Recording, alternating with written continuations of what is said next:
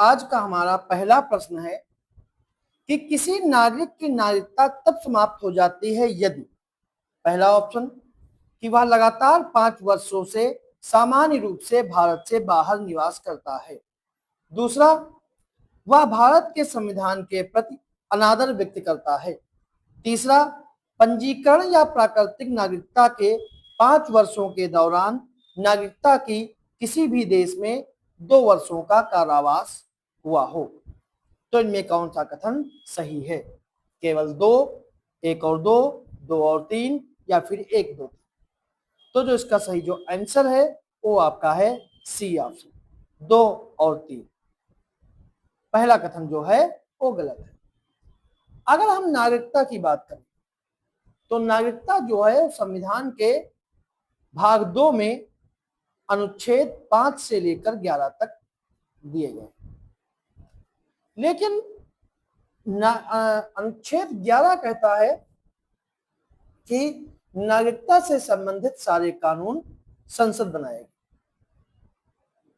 और इसी कानून का प्रयोग करते हुए नागरिकता अधिनियम 1955 पारित किया गया और नागरिकता अधिनियम 1955 में ही नागरिकता समाप्त होने के 3 कारण बताए गए। पहला कारण है वो है स्वैच्छिक त्याग, मतलब कि कोई भी नागरिक अपनी इच्छा से नागरिकता त्याग कर सकता है। अगर कोई पूर्ण वयस्क है, सक्षम नागरिक है, तो भारत की नागरिकता त्याग करने की घोषणा कर सकता है। इस घोषणा के पंजीकरण के बाद वह भारत का नागरिक नहीं रहेगा। दूसरा है बर्खास्तगी। जब कोई भारतीय नागरिक स्वेच्छा से किसी अन्य देश की नागरिकता ग्रहण कर लेता है तो उसकी भारतीय नागरिकता जो है स्वतः समाप्त हो जाती है। तीसरा है वंचना, यानी कि क्या क्या करने से भारत की नागरिकता उसकी समाप्त हो जाएगी और समाप्ति अनिवार्य है। पहला, यह नागरिक ने फर्जी तरीके से नागरिकता अर्जित की है। दूसरा है यह नागरिक ने भारतीय संविधान के प्रति अनादर व्यक्त किया है, जैसे कि दूसरा कथन हमारा कहता है।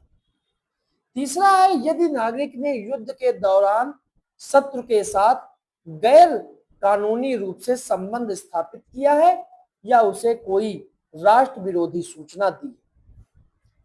और चौथा है पंजीकरण या प्राकृतिक नागरिकता के 5 वर्ष के दौरान नागरिक को किसी भी देश में 2 वर्षों का कारावास हुआ है, तो फिर नागरिकता उसकी चली जाएगी, जैसे कथन तीसरा कह रहा है। नागरिक सामान्य रूप से अगर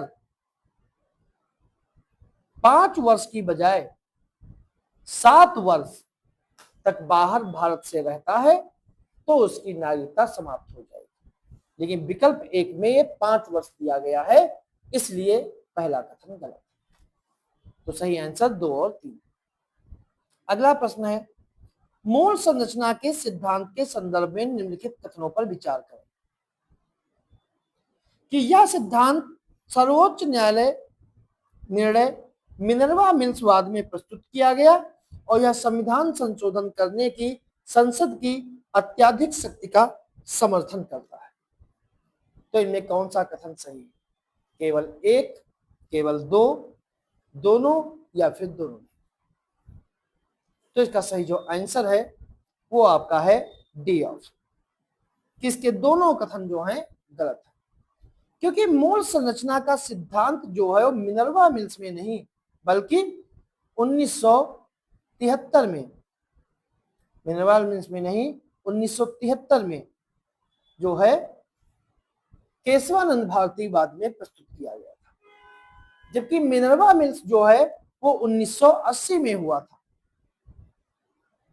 और 1980 में मूल संरचना सिद्धांत की पुनः प्रस्तुत की गई थी, ना कि इसे प्रस्तुत किया गया। मूल संरचना सिद्धांत यह सुनिश्चित करता है कि संसद की संविधान में संशोधन करने की शक्ति अत्यंतिक नहीं है। यह संविधान के मूल सिद्धांत जैसे पंथ निरपेक्ष, संघवाद और न्यायिक समीक्षा का संरक्षण करता है, इसीलिए दूसरा कथन भी गलत है। यह सिद्धांत जो मूल संविधान सिद्धांत है वह कठोरता और लचीलेपन के बीच संतुलन स्थापित करता है और संविधान में मनमाने संशोधनों को नियंत्रित करने के साथ संविधान के विकास में को सक्षम बनाता है। तो सही आंसर जो है वो डी ऑप्शन। अगला प्रश्न है, हाल ही में स्थापित हल्दी बोर्ड के संदर्भ में निम्नलिखित कथनों पर विचार करें। पहला है कि हल्दी बोर्ड का गठन हल्दी उत्पादों के अनुसंधान विकास को प्रोत्साहन देने के लिए किया गया है और यह बोर्ड वाणिज्य और उद्योग मंत्रालय के अधीन आता है और बोर्ड का मुख्यालय केरल में स्थापित किया जाएगा। तो इनमें कौन से कथन सही है? 1 और 2, 2 और 3, केवल 3 या फिर 1, 2, 3? तो इसका सही जो आंसर है वो आपका है ए ऑप्शन, 1 और 2। इसका तीसरा कथन गलत है क्योंकि इसका केरल जब बोर्ड का मुख्यालय जो है वो केरल में नहीं है, वो तेलंगाना राज्य में स्थापित किया जाएगा। तेलंगाना राज्य में स्थापित किया जाएगा और तेलंगाना में एक शहर है जिसका नाम है निजामाबाद। तो ये निजामाबाद में स्थापित किया जाएगा, ना कि केरल। बाकी इसके दोनों कथन जो हैं वो पूर्णतया सही है। अगला प्रश्न है,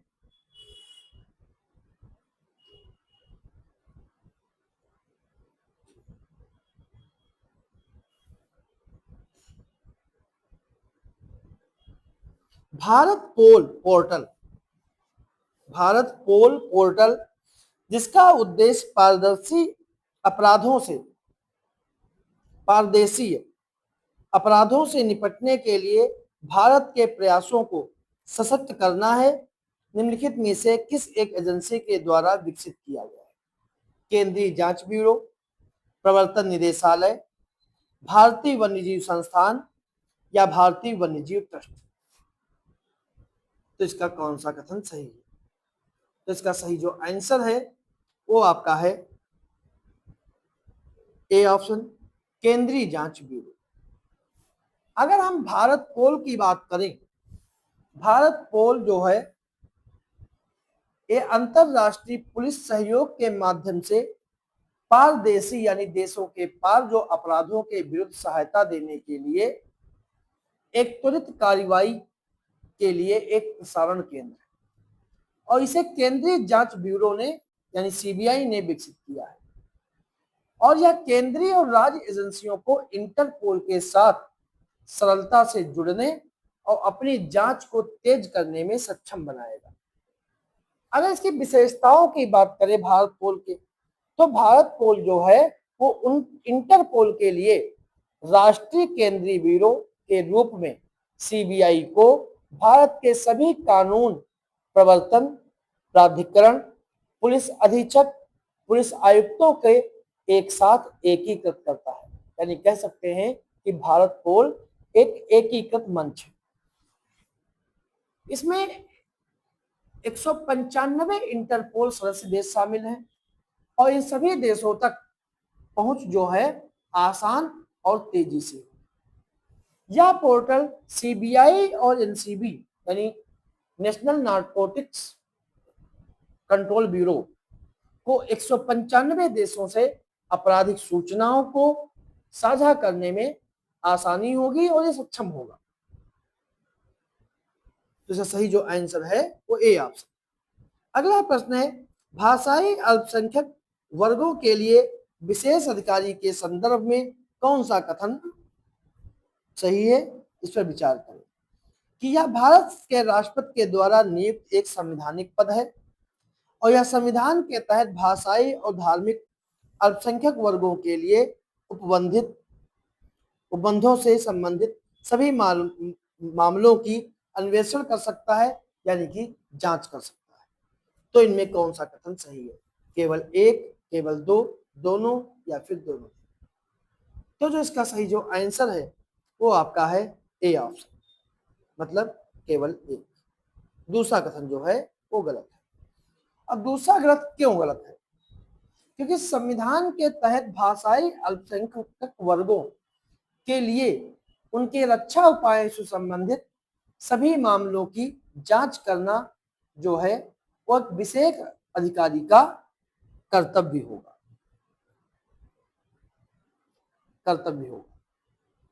और वह राष्ट्रपति को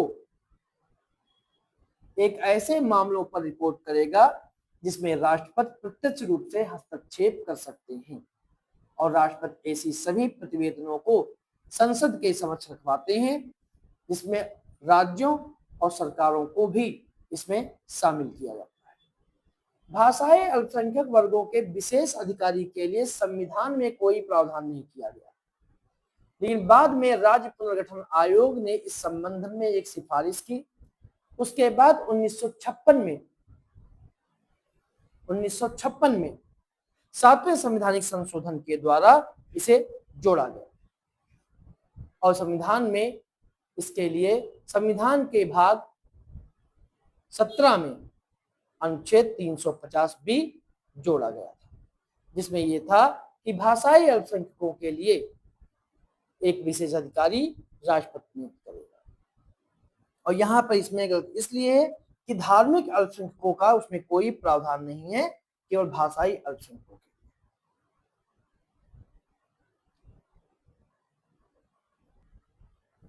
अगला प्रश्न है कि भारत के महाधिवक्ता के संदर्भ में निम्नलिखित कथनों पर विचार करें। पहला है कि भारत के महाधिवक्ता का पद संवैधानिक पद है, और दूसरा महाधिवक्ता और महान्यायवादी दोनों संसद की कार्यवाही में भाग ले सकते हैं। तो इनमें से कौन सा कथन सही है? केवल एक, केवल दो, दोनों, या फिर दोनों नहीं? तो इसका सही जो आंसर है वो आपका है डी ऑप्शन, ना तो एक ना ही दो, और दोनों कथन जो हैं गलत है। ऐसा इसलिए है कि भारत के महाधिवक्ता यानी सॉलिसिटर जनरल ऑफ इंडिया का पद संवैधानिक नहीं है, यह पद वैधानिक पद है, जिसे महान न्यायवादी के विधिक कर्तव्यों के निर्वहन में सहयोग करने के लिए बनाया गया है। भारतीय संविधान के अनुच्छेद 76 में केवल महान्यायवादी पद का उल्लेख है, महाधिवक्ता का नहीं, इसलिए पहला कथन सही नहीं है। भारत के महान्यायवादी को संविधान के अनुच्छेद 88 के तहत संसदीय कार्यवाही में भाग लेने और उपस्थित होने का अधिकार है, किंतु मताधिकार का नहीं है। लेकिन संविधान महाधिवक्ता को संसदीय कार्यवाही में भाग लेने का विशेषाधिकार प्रदान नहीं करता है, इसलिए दूसरा कथन सही नहीं। तो ये थे हमारे आज के कुछ प्रश्न।